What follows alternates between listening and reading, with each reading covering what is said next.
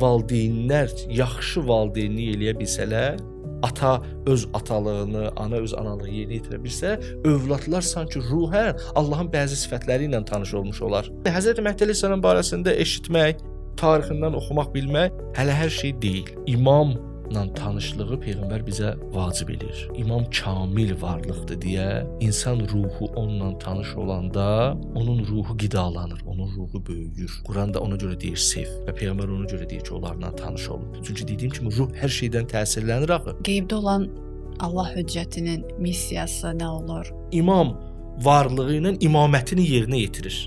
Sadəcə açıq şəkildə yerinə yetirə bilmir. Zaten İmam Rızanın dövründəki imamətlə İmam Həsən Əskəri əleyhissalamın dövründəki imamət də formada, zahirdə eyni deyil idi. İmam Rıza əleyhissalam başqa cür imamət aparırdı, İmam Həsən Əskəri, İmam Təqi başqa cür aparırdılar. Onun üçün İmam Zaman əleyhissalamın da imaməti biraz fərqlidir. Gözə görünmədən eləyir bunları.